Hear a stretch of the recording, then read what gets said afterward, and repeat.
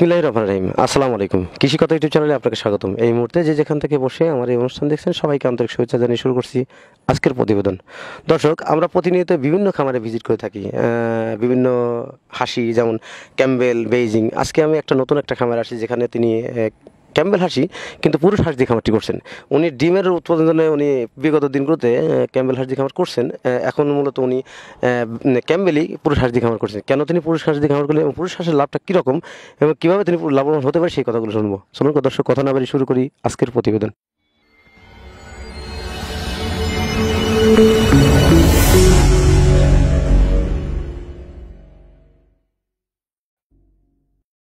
আসসালামু আলাইকুম। ওয়ালাইকুম আসসালাম। ভালো আছেন ভাই? আল্লাহ পাক রাখছে ভালোই। আপনার গ্রামের বাড়িটা কোথায়? রানীনগর।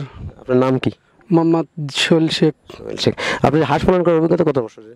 14-15 বছর। আচ্ছা, বিগত বছরে আমি আপনাকে আপনি দেখছিলেন যে আপনি ক্যাম্বেল হাঁস ডিমের জন্য করছেন। এবার কেন পুরুষ হাঁস দিয়ে খামার করলেন? 1800 ছিল, ক্যাম্বলও ছিল 1200, আর হাঁসা আছে 800, এইটা দিয়ে 1700 ছিল। তা ক্যাম্বল বিক্রি করেছি, এখন হাঁসা কাছে আছে। হাঁসা কাছে দেখি কীরকম লাভ পরিমাণ হয়, এটি দেখে আবার তুলবো। হাঁস আপনি কোন উদ্দেশ্যে পালন করতেছেন, মাংস না অন্য কিছু? মাংস 250 টাকা কেজি বলতেছে খোঁজ সহ। আমি 250 টাকা 300 টাকা ঠিক দিছি, তাহলে একটা হাঁসা পড়বে নিম্ন 500 টাকা। এই জন্য লাভবানের জন্যই হাঁসা তুলেছি।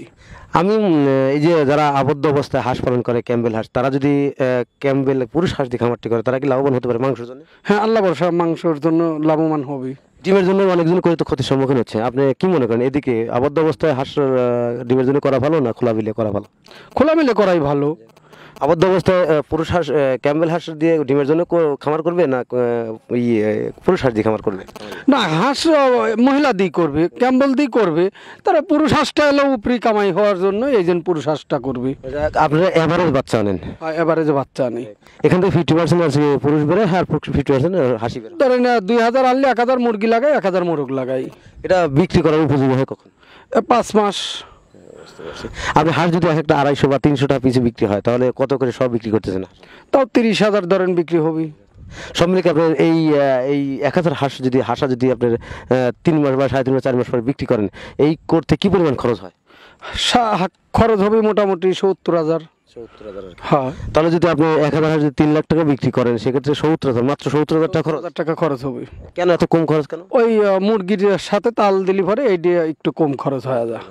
দর্শক, খামারি ভাই উনি এভারেজে বাচ্চা আনছিলেন ক্যাম্বেল এবং ক্যাম্বেল পুরুষ। এই বাচ্চা আনার পরে উনি এখান থেকে হাসি বাচ্চাগুলো সব বিক্রি করে ফেলছে। এখন মূলত তার এখানে 1000 পুরুষ হাঁস আছে। তিনি মাংস উৎপাদনের জন্য এই হাঁসের খামারটি করছেন। এখান থেকে তিনি বিক্রি করার পরে একটা প্রফিট অনেক ভালো পাবেন। কেন, উনার হিসেবে দেখা যায় উনি 3 লাখ টাকা যদি হাঁস বিক্রি করেন মাত্র 70,000 টাকা খরচ হবে। 70,000 টাকা হাঁসের কি খরচ হতে পারে বা কি খাবার দিলে এত কম খরচ হয় কেন? আমার খরচ হয়েছে ধরেন 21,000 টাকা বাচ্চার দাম, আর এই বাকি টাকায় খাদ্য খাওয়াইছি, এই আমার খরচ হয়েছে 70,000 টাকা। আপনার তো রানীনগর বাসা, আপনি এখানে তো ঢালার চলে আসেন, এখানে আর কি হাঁসের কি খাওয়াচ্ছেন? এখানে খাওয়াচ্ছি যে তিল খাচ্ছে, কেঁচে খাচ্ছে, আবার ঘাসের বিচি খাচ্ছে, শামুক খাচ্ছে। সব মিলে আপনার উপরি খাবার কি দিতে হয়? না, খাবার দেওয়া লাগতেছে না। এক পিছু দিতে হয় না, একটাও দেওয়া লাগতেছে না। এ পর্যন্ত একটাও দিতে হচ্ছে? এ পর্যন্ত একটাও দেইনি। দর্শক, কথাটা আর একটু ভালো করে না শুনলে নয়, কারণ উনি যে এখন এখানে হাঁসগুলো আনছেন এ পর্যন্ত যা খরচ গেছে তার কিন্তু যখন বাচ্চা থেকে হাঁসগুলো পালন করছে, যখন পানিতে দেওয়ার আগ পর্যন্ত তখনটা খরচ গেছে। এখন কিন্তু তিনি বিলে বা ঢালার চলে আসছে, এখানে তিনি যে হাঁসটা রাখছেন এই হাঁসটা রেখে এখানে যে একটাও খরচ হচ্ছে না। কেন খরচ হচ্ছে না? কারণ টোটাল খাবারই হাঁস বিল থেকে খাচ্ছে, এই জন্য খরচ হচ্ছে না। আপনি এই ঢালার চলে আসছেন কবে? আর সে যে 1 মাসের উপরে। 1 মাসের উপরে। এক টাকা খরচ হয়? 1 টাকাও আমি খানা খাই দিইনি। এখানে হাঁস কি পর্যাপ্ত খাবার পাচ্ছে? হ্যাঁ, ভালোই পাচ্ছে। হ্যাঁ। আপনি এই আবদ্ধ অবস্থা হাঁসের খামারিতে পুরুষ দিয়ে হাঁসের খামার করা ভালো সহজ মনে করেন, বা না হাসি দিয়ে হাঁস খাবার করা ভালো মনে? কম খরচ, এটা হলো কম খরচ। মানে ওই আবদ্ধ অবস্থায় যারা হাসি দিয়ে খামার করে তাদের তুলনায় পুরুষ হাঁস দিয়ে খামার যদি তারা কি লাভবান হতে পারে? অর্ধেক খরচ তো পুরুষ হাঁসের। এই জন্য মহিলার তো পুরুষগুলি পোষা একটু আরাম আছে। দর্শক, খামারি ভাই বললেন যে আবদ্ধ অবস্থায় যারা হাঁস পালন করে তারা ওই মহিলা হাঁসটার চাইতে পুরুষ হাঁস দিয়ে খামারটি করা বেটার। কারণ মহিলা হাঁসকে দিয়ে হাঁস দিয়ে খামারটা করে দেন তাহলে অনেক লসের সম্মুখীন হওয়ার সম্ভাবনা আছে। কেন, যদি পর্যাপ্ত ডিম না দেয় সেখান থেকে আপনি লসের সম্মুখীন হবেন। আর খামারি ভাই বললেন যে আপনি যদি পুরুষ হাঁস দিয়ে খামার করেন সেক্ষেত্রে ওখানে লসের সম্মুখীন নেই।